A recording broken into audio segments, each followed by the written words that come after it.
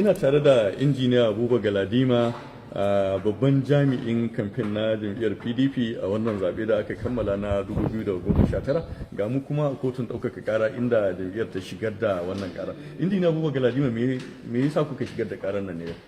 To alhamdulillahi, mun gode wa Allah da ya ba mu dama muka ga wannan rana. Yau mun kammala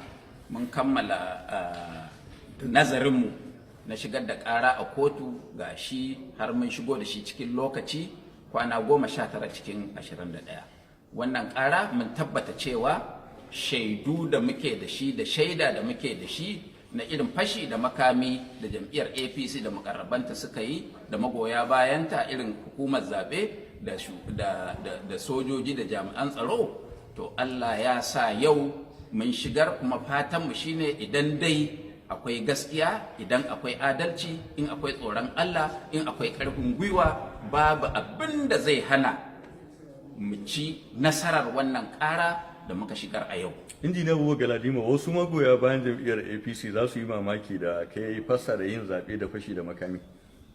Eto, Nasiru, kamar yadda ka sani, kamar yadda kowa a Najeriya da kuma duk duniyan nan suka sani, ba a taɓa yin zaɓe wanda aka yi amfani da ƙarfin tuwo har a hana jiha ma ga baki ɗaya jefa ƙuri'a irin wannan zaben ba. Sanin ka ne lokacin ranar yin zaben nan Asabar ɗin da ya shige 23 ga wata a jihar Rivers wajen local government 5 ne ma aka hana su zaɓe. Ka sani irin abin da aka yi a Kwara, ka san irin abin da aka yi a Plateau, ka san irin abin da aka yi a Benue, ka san ma har 'yan Boko Haram 'yan APC suka zama suna tada bama-bamai, suna sa motoci suna harbe mutane don su samu daman rubutawa kansu ƙuri'a. To Allah ya riga ya kama su, ga shi yau rigar mai gari ya ɓata. Buba Galadima, iya sani na da tarihin siyasar ka tun 2003 zuwa 2011 kana rakiya zuwa kotun nan, amma ba taba samun nasara ba, kuma har yanzu ga ka a kotu. Nasara, in Allah ya tabbatar nasara tana nan tare da mu, domin an ci gaba. Ka sani cewa a zuwan mu kotu na ƙarshe sai da alƙalan na muka raba kawunan su uku.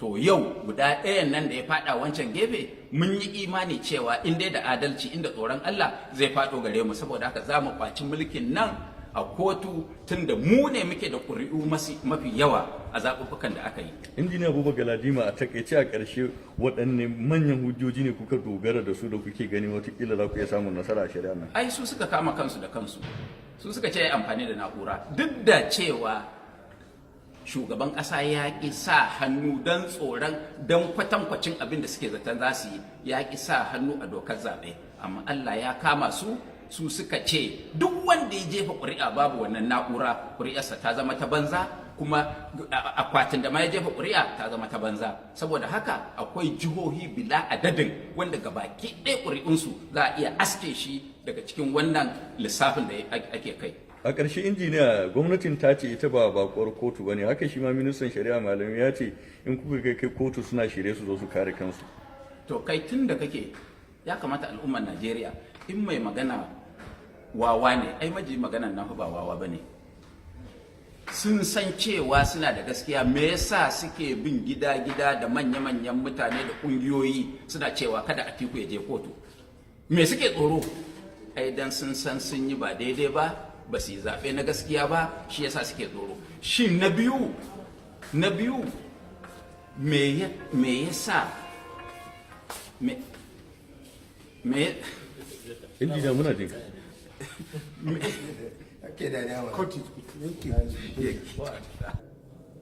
na biyu, tun da aka kafa kotu a duniya irin wannan na Bature, ba a taɓa cewa mai ƙara ya je ya ce yana so a nuna mishi abin da aka yi exhibit, kotu ta bashi wannan dama.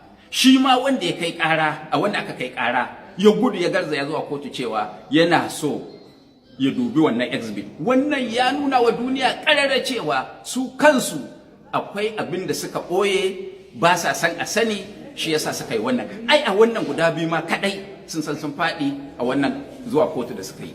Yawwa, na ce ƙarshe, injiniya Buba Galadima, ko waɗanda in sun ga hirarrakin ka sai su ce matsalar tattalin arziki ke damun ka. To ba sai su bani ba, da can da nake wa Buhari abin da nake yi, biya na yake yi. yana biya na ne? Kuma ka sani, ya kamata al'umma su sani cewa abin da fa na yi wa gwamnatin Obasanjo, na yi wa gwamnatin Yar'adua, na yi wa gwamnatin Jonathan, kalubalantar da na yi musu ban yi ko kwatansa ba a gwamnatin Buhari. Ai da ni dinnan zan buɗi baki in faɗa abin da ya kamata in faɗa, ko duniya ya kamata su sani, da wannan gwamnati tuntun ma ta tara kayanta ta kauce. Injina Buba Galadima, mun gode kwarai. Na gode. Bisalam.